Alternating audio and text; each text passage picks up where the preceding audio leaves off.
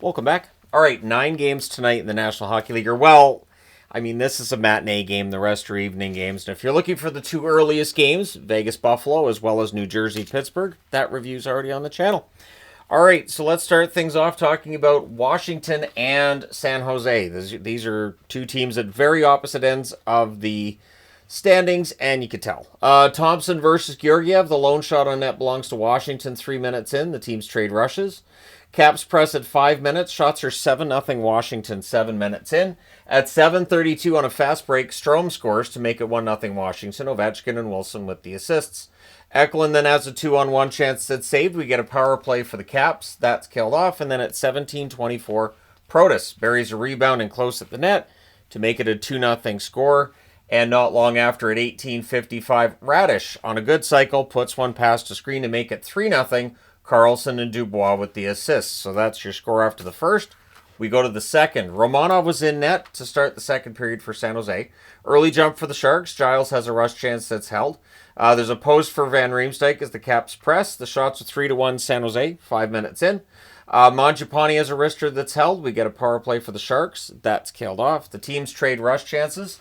Caps get a power play. That's killed off as well. Wilson has a fight with the Stapchuk, which Wilson won, but kudos to Zach for stepping up. And then Duhaime had a fight with Gregor. 3:19 left. The Caps get a power play. That becomes a minute and 16 of 4-on-4. And then there's a San Jose power play. Now, it was a double minor.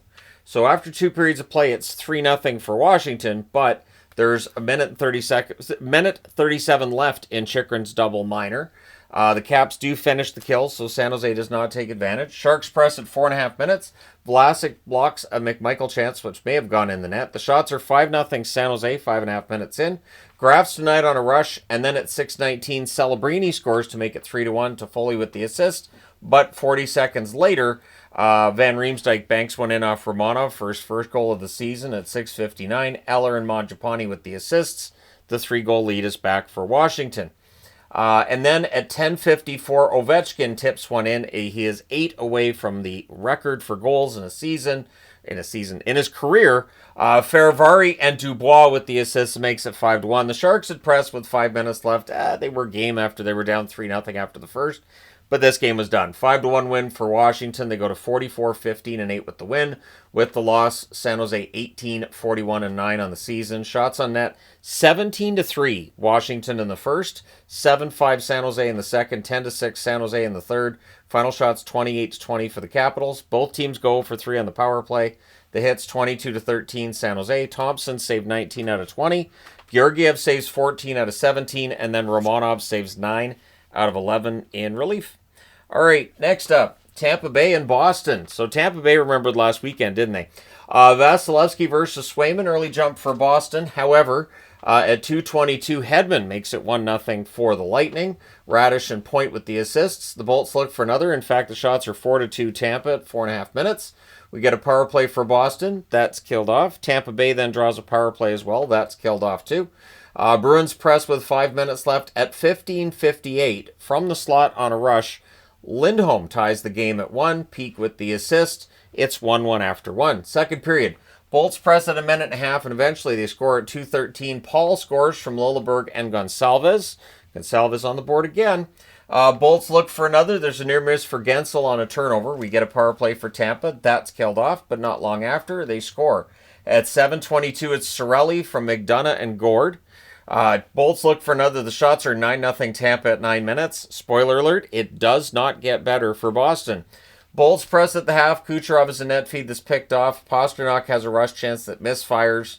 Tampa Bay presses with 3 minutes left, and they would score it. 17:08, Radish scores from Lilleberg and Paul, and then Tampa looks for another. So they get 3 goals in that second period. They're up 4-1 after 2. Third period, 23 seconds in. Kuznetsov with what looked like kind of a harmless shot from the point, but it's past the screen. So Vasilevsky never saw it. Jokiharju and Lindholm with the assists. So suddenly it's 4-2. Bolts press to respond. Kucherov has a fast break chance that's held. The Bruins press at 3 minutes. Zadorov has a wrister that's gloved aside. Shots are 3 apiece halfway through the period. The Bolts press with 5.5 minutes left. Shots are 5-4 Tampa with 4 minutes left, showing just how well they were suppressing Boston chances. The goalie gets pulled in at 16:31. Hagel scores from Kucherov and Chernak. Then they pull the goalie again. I've seen this a few times tonight. I don't see any reason to pull a goaltender when you're down by 3. You're not getting 3. All you're doing is hurting your own goals against average. So Cirelli hits the empty net at 19-15 from Hedman. It's the only thing keeping goals around the league above 6. It really is. At like goals per game average. Shots, or the final score is 6-2 Tampa. They go to 38-23-5 and avenge last weekend's result. Boston drops to 30-30-8 on the season. Shots on net, 10-8 Tampa in the first, 21-0 Tampa in the second, 9-4 Tampa in the third. They outshoot Boston 40-12. Power plays, Tampa Bay 0-2, Boston 0-1. The hits 36-19 Boston. Vasilevsky 10 saves on 12 shots. Swayman saved 34 out of 38. And this score would have been a lot worse if not for Swayman having some ridiculous saves in the first and second period. It could have been a lot worse. All right, next up, the Ottawa Senators and the Toronto Maple Leafs. So it's Ullmark versus Stolarz in this one. Teams trade rushes. The shots are 1 apiece 4 minutes in. Sens press are kept to the outside. More pressure by Ottawa 9.5 minutes in. In fact, shots are 6-3 Ottawa with 8.5 minutes left. Leafs press with 6.5 minutes left. Perron then has a wrister. That's held. Sens press with 5.5 minutes left. We get a post for Thomas Chabot. Sanderson then has a 3-on-2 chance that's saved. It's scoreless after the first, but really strong first period for Ottawa. Second period, near miss for Highmore. Good forechecking by the Leafs. The Leafs press at 4 minutes. Lawton has a rush that's defended. The fans call one, the referee does not. And then Toronto opens the scoring. Nylander from Robertson and Carlo at 6:49. The Sens nearly answer right after that, and then they do. At 7:57 on a cross-ice pass, Sanderson roofs one. Stützle and Tkachuk with the assists, so that ties the game at 1. But at 8:55, Ullmark, it goes to Austin Matthews. Matthews has got a wide open cage. He shoots, he scores at 8:55 to restore the lead for the Toronto Maple Leafs. But Ottawa bails out their goaltender not long after. At 12:16, Perron roofs one far corner during some pressure. Batherson with the assist. Suddenly it's a 2-2 tie. We then get a power play for Ottawa, and they score on it. At 14:08, Giroux scores from Chabot. Greg then had a fight with Lawton, so that happened. Leafs press with 4.5 minutes left. They get more pressure to close it out, but it's a 3-2 lead for Ottawa after 2. Third period. Shots are 4-1 Sens at 3.5 minutes. The teams trade turnovers. Things get pushy on a hole by Stolarz. There's a missed high stick on Lawton. It happens. It absolutely happens. Leafs press at 9.5 minutes. Giroux then has a net feed. That's blocked. The Leafs press with 8 minutes left. There's a delay game call that gives the Leafs the power play. That's killed off. Tavares is denied during the 6-on-5, meaning the goaltender's been pulled at this point. Greg misses an empty net. Then he scored into the empty net, and it was offside. And then the next time he gets the puck, he goes fine, gives it to Amadio, and Amadio hits the empty net at 19:53. Ridley Gregg with the assist. Probably for the best. I don't think he would have hit the empty net. Final score in this one's 4-2 for Ottawa. They go to 36-25-5, really solidify their playoff footing, whereas Toronto 39-24-3 with the loss. Shots on net, 10-5 Ottawa in the first, 7 apiece in the second, 11-8 Toronto in the third. Final shots 25-23 Ottawa. Power plays, Ottawa scored on the only one they had, Toronto an 0-1. The hits 40-24 for Toronto.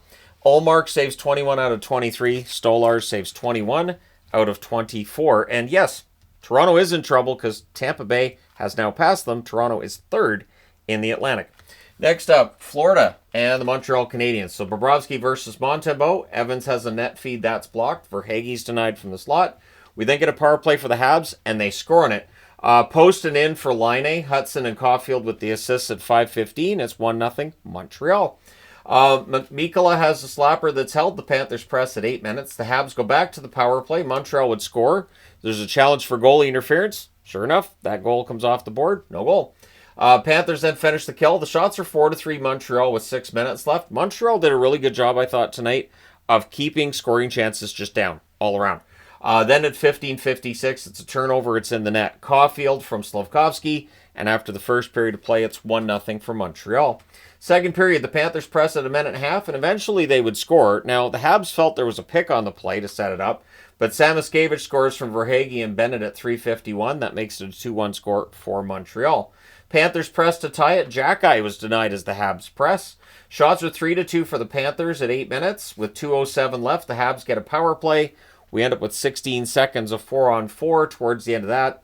So it's 2-1 Montreal after 2. There really, honestly, wasn't much for me to write about that game. Like, honestly, and this is a compliment, Montreal made this game as boring as possible, which does not work for Florida's game at all. So 2-1 lead for Montreal going into the third period. There's 1:37 left in the Florida power play. Jones has a one-timer that's saved. Habs do finish the kill. The Panthers press at 4 minutes. The teams trade turnovers. Habs press at 6 minutes. Panthers press on their next shift. And then at 8 minutes and 11 seconds, Dvorak tips one in for his 100th career goal. The assist to Savard. It is 3-1 for Montreal.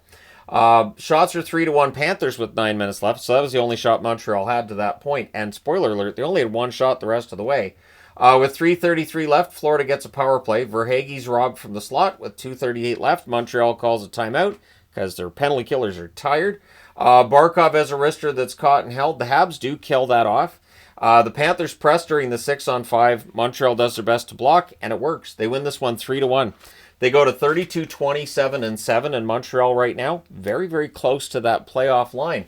With the loss, Florida 41-23-3, and they lose out on a chance to move further ahead of Toronto, and they lose ground on Tampa as well.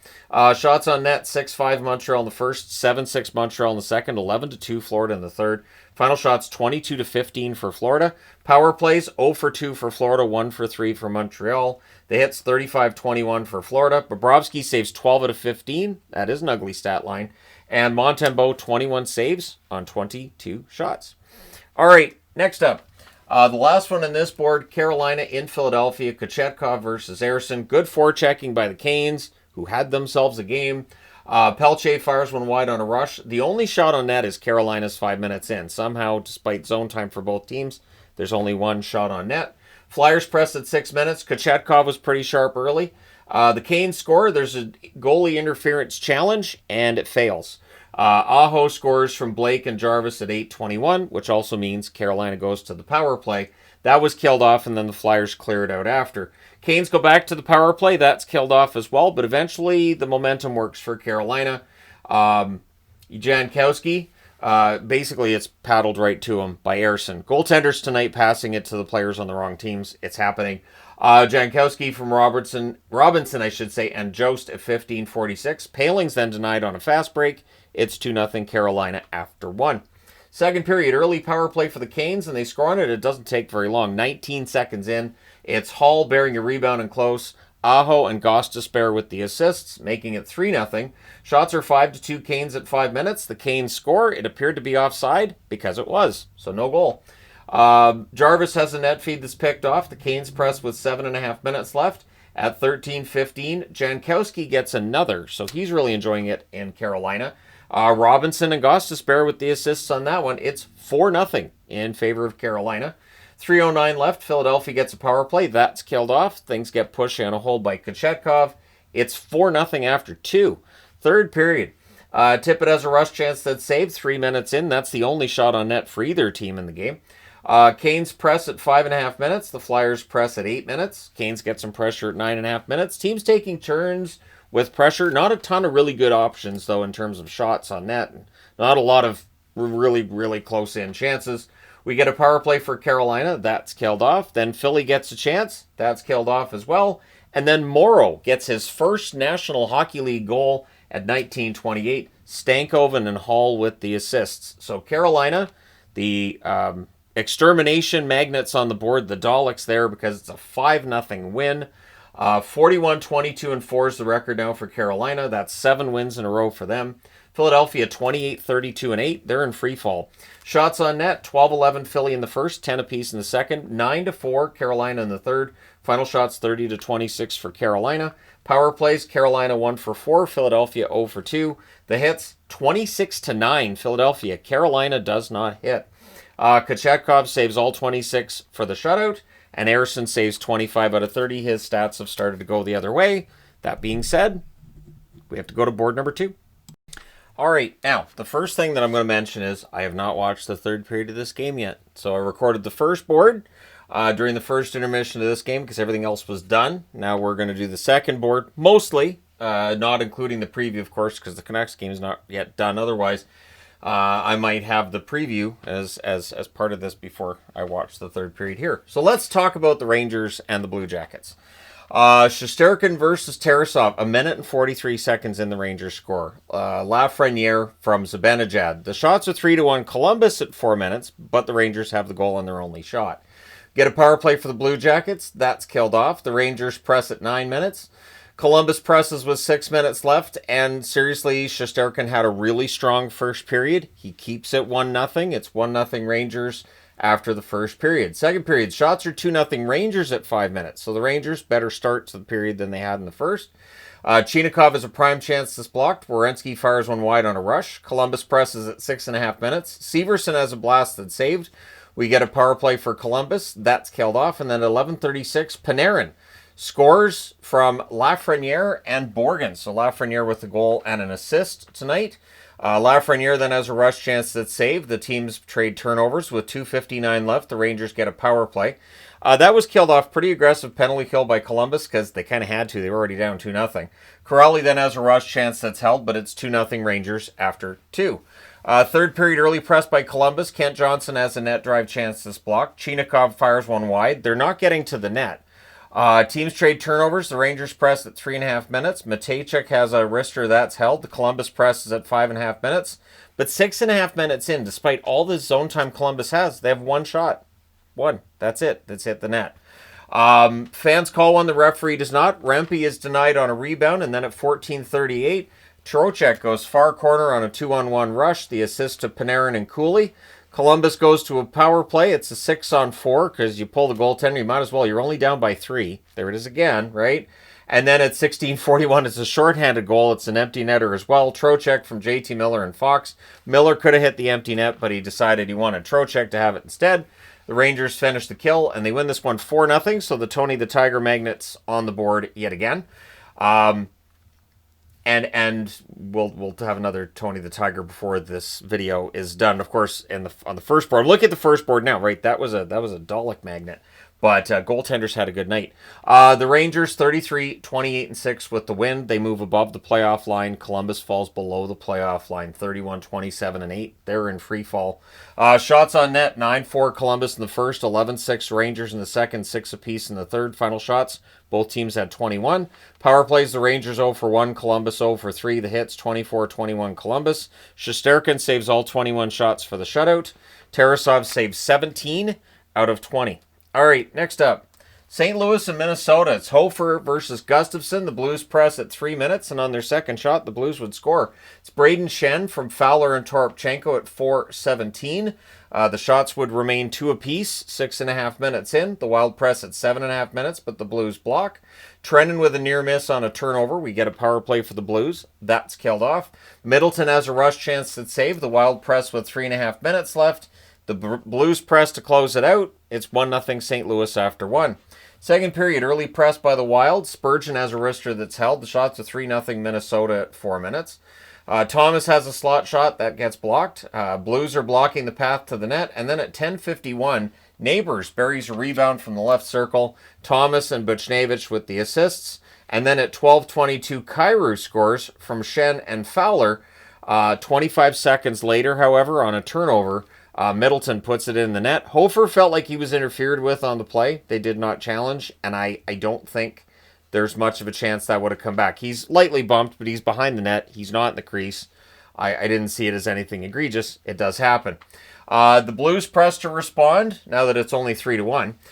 Things are pushed in a hold by Gustafsson. Good Blues forechecking. We get a power play for St. Louis. That's killed off with 1:05 left. The Wild go to the power play. So it's 3-1 St. Louis after 2. We go to the third. The Blues finish the kill. No shots for Minnesota on that power play. Tucker has a wrister that's held. The Blues press at 3.5 minutes. The shots are 4-2 St. Louis at 4 minutes. Walker has a rush chance that's saved. The Wild would press at 7 minutes. A net feed to Freddie Gaudreau gets picked off. There really wasn't much chance for Minnesota fans to really get into this in the third period. Shots are 8-4 for St. Louis at the half. The Blues press with 9.5 minutes left. And at 11:28, Kyrou buries a wraparound. Holloway and Falk with the assists, makes it 4-1. The Wild press with 6 minutes left. The goalie pull happens with 3:05 left. They're down by 3. And sure enough, they're down by 4 at 17:40 when Kyrou gets the hat trick. Buchnevich and Thomas with the assists. I have not seen a 3-goal comeback because of 6-on-5 goals all season that I can remember. And if you're going to point one out, that's it. That's the only time that I can think of what happened. All right. So the final score in this one's 5-1 for St. Louis. They go to 32, 28, and 7 with the win. Minnesota 27, 25, and 5 with the loss. Shots on net 8-6 St. Louis in the first, 7 apiece in the second, 12-5 St. Louis in the third. Final shots 27-18 for the Blues. Power plays St. Louis 0 for 2, Minnesota 0 for 1. The hits 19-17 Minnesota. Hofer 17 saves on 18 shots. Gustafsson 22 saves on 26 shots. All right, next up. Nashville and LA, a game which there really wasn't much that happened in this game. Annunen versus Kemper, the Kings press at 2.5 minutes, but the only shot on net belonged to Nashville 4 minutes in, so just one shot so far through 4 minutes of action. O'Reilly's denied, Kemper holds. There's a press by Nashville at 6.5 minutes. The shots are 5-0 Nashville, 8 minutes in. We get a power play for the Kings. That's killed off. It had one shot. The Kings press with 7 minutes left. Shots are 7-1 Nashville with 5 minutes left. So that's still the only shot for LA is the one they had on the power play. Gavrikov to Moore. There's a near miss there. The Kings press with 2 minutes left. They'd get some shots, but at the end, still scoreless after one. Second period. We get a power play for Nashville. That's killed off. No shots on net. Press by Nashville after it ends. England has a one-timer that's held. Nashville goes back to the power play. That's killed off. And halfway through the game, 4 shots for the LA Kings. So, low event hockey indeed. Press by Nashville with 6.5 minutes left. Fogle misses one high on a net drive. We get a power play for the Kings. That's killed off. Then with 14 seconds left, the Kings go back to the power play. So it's scoreless after 2. To start the third, the Preds finish the kill. 1 shot for LA on their power play. And that's the only shot on net 3.5 minutes into the period. Good Nashville forechecking. Delgaizo then has a wraparound. That's blocked. Moore's denied on a rush. There's a press by Nashville at 7 minutes. Kings press at 9 minutes. The shots are 9-5 for LA with 7 minutes left. Nashville presses with 3.5 minutes left. But we're going to overtime, so it's scoreless. And in overtime, the Preds control early. There's a post for Byfield. Fiala to Kempe, near miss. Kopitar has a chance that's held, and then at 3 minutes and 20 seconds, Byfield buries a net feed. His goal streak is 6 games, and that's your 1-0 winning goal. The assist to Kempe and Brent Clark. With the win, the Kings go to 36-20-9. With the overtime loss, Nashville 25-33-8. So the chess magnet's on the board, as is the Tony the Tiger magnet. Shots on net, 7-4 Nashville in the first, 7-2 Nashville in the second, 12-9 LA in the third, 3-1 LA in the overtime, including the shot that matters. Final shots, 24-21 for Nashville. Power plays the Preds 0 for 2. LA 0 for 3. The hits 26-18 for Nashville. Annunen saves 20 out of 28. Kemper saves 24 out of 24. Now I'm going to hullabaloo, and we're going to get the third period of this game right after that. And, I should get a score on that. There we go. All right, so Soderblom versus Shelobs, Chicago against Vancouver. Canucks pressed at 1.5 minutes. There were no shots on net 3 minutes in. Shots were at a premium. Neither of these teams get a lot of shots. That was clear. Sherwood has a rush chance that's saved. We get a power play for Chicago. That's killed off. The shots are 3-2 for Chicago at the half. Teams trade turnovers. Hughes to Hedel. There's a near miss there. Sherwood misses one high from the slot. Canucks press with 4.5 minutes left. Mikheyev is denied via a 2-on-1 rush. And then at 17:46, Quinn Hughes rifles one on a net drive. That was the third shot on net for Vancouver. Hronek and Pettersson with the assist. That is Elias Pettersson, of course, with the assist. At 18:21, the Canucks bury one on a rush. It's Myers and his back-to-back shots into the net. Sherwood and Bluger with the assist. Suddenly, it is 2-0 for Vancouver. Canucks look for another. They're up 2-0 after one. Look pretty comfortable, but the second period rolls around. Early power play for the Hawks. That leads to a shorthanded 3-on-2 where Myers has a shot that's blocked out. That power play's killed off. The Hawks press after it comes to an end. Canucks then draw a power play. It was awful. Less said about it, the better.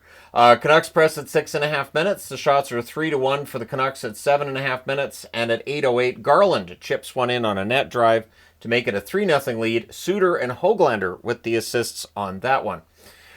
Hughes then has a net feed that's picked off. Doc can't bury one in close. Myers to Suter. That chance gets blocked. The Hawks press with 7.5 minutes left. The Canucks press with 3 minutes left, but Chicago would score. At 18:51, Vlasic wires one past a screen to lower the lead to 3-1. Donato and Teravainen with the assists, and then the Hawks press for another. Now, we know the Canucks do have these moments where protecting leads become difficult, but it's Chicago, so we go to the third period with a 3-1 Vancouver.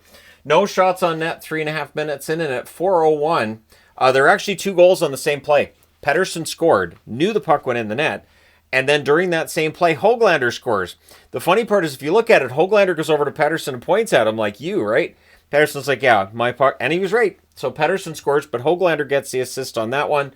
Only one of those goals counted, and so it is 4-1 for Vancouver. We get a power play for Chicago that lasts 6 seconds. Bedard goes to the box. But during the 4-on-4, Chicago gets a goal. Kaiser roofs one. Lev Shinov with his first National Hockey League point, an assist on this goal. The other assist going to Donato at 5:22. And again, it brings some tension to the game because we've seen the Canucks blow some leads, but the tension goes out of the game at 9:50. Amon, on a fantastic pass, Amon buries one, his first of the season. I think they said his 8th in his career. Sherwood and Bluger with the assists, and 8 seconds later, Suter scores from Garland and Joshua. Later on in the period, Hedl got shaken up on a hit from, I believe it was Dickinson. There was no call on the play. Hedl, with his concussion history, a little bit shaky getting up. Concern is going to be there. Hopefully he's fine. But the Canucks win this one 6-2.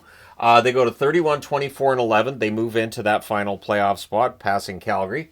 The Chicago Blackhawks 20, 38, and 9 with the loss. Shots on net, 5-4 Chicago in the first, 8-6 Chicago in the second, 6-5 Chicago in the third. Not a lot of shots. Final shots, 19-15 Chicago. Power plays, Chicago 0 for 3, Vancouver 0 for 2. The hits, 29-25 Vancouver. Soderblom had a rough night, but so did the defense in front of him. 9 saves on 15 shots, and Shilovs saved 17 out of 19. All right, moving on to the preview for tomorrow. Yes, the Sunday preview is here now. 7 games on Sunday, one starting at 10 a.m. Pacific, 1 p.m. Eastern. That's Vegas in Detroit. Vegas 39-19-8, coming off of a tough loss against Buffalo today. They're 6-2-2 in their last 10. Detroit, they're going to be dealing with an angry Vegas team. Not a great position to be in. Detroit's 31-29-6. They're 3-7 in their last 10, and they lost ground in the playoff hunt with what happened today around the National Hockey League. 3:30 Eastern, 12:30 Pacific. Dallas is in Colorado against the Avs. This is the second half of a doubleheader, meaning it is not starting at 3:30 Eastern, 12:30 Pacific. Sorry to ruin that for you. Dallas 42-21-2 overall. They are 7-3 in their last 10. Colorado 40-24-3. They're 7-2-1 in their last 10. There's the possibility this is a playoff preview. This also is Mikko Rantanen's first game in Colorado, wearing a visiting team's jersey. Should be a fun one. How much booing is Rantanen going to get? Then at 6 Eastern, 3 Pacific, the Anaheim Ducks in St. Louis against the Blues. Anaheim 29-30-7 on the season, 4-6 in their last 10. St. Louis 32-28-7, 6-2-2 in their last 10, looking to stay red hot. The Blues with a win over Anaheim. Honestly, the Blues are in pretty good shape in terms of that chase for that second wildcard spot. They're right there. 7 Eastern, 4 Pacific. We have one game starting then. It's Edmonton in New York against the Rangers. The Oilers 38-24-4. They're 4-6 in their last 10 games. The Rangers 33-28-6. They're 5-3-2 in their last 10 games. So, yeah, this should be a really fun game. The Oilers looking to heat up a little bit. They're coming off of that win against the Islanders. They'll try to follow that up with another one. Then at 7:30 Eastern, 4:30 Pacific, the Islanders host Florida. Florida's probably going to be kind of ornery after the loss against Montreal tonight. Florida 41-23-3 overall. They're 7-3 in their last 10 games. The Islanders 29-28-8. They're 4-5-1 in their last 10. There is still playoff hope for the New York Islanders, but it is faint at this point. 8 Eastern, 5 Pacific. This might end up being the game of the day. Utah visits Vancouver. So the Utah Hockey Club looking to get closer to Vancouver. If Vancouver can win in regulation, it would put Utah 6 points back. But if Utah wins in regulation, they would pull themselves within 2 points of a playoff spot. Utah 29-26-11. They're 5-3-2 in their last 10. Vancouver 31-24-11. And they're 5-5 in their last 10. So Vancouver has evened up their record, and a couple of wins at the end of the week here seem to have straightened things out after that tough loss against Dallas. We'll see how this one goes tomorrow. And then at 9 Eastern, 6 Pacific, the Winnipeg Jets in Seattle against the Kraken. Winnipeg 46-17-4 overall. They're 6-3-1 in their last 10. whereas Seattle 29-34-4, 5-5 in their last 10. When that playoff pressure's off, as it is for Seattle, teams play a little more relaxed, and I think it helps their record. But at any rate, let me know your picks in the comment section below. Let me know your thoughts about today's games as well. Hit like and subscribe if you haven't done so already. Thank you guys so much for all your support. I will talk to you again soon.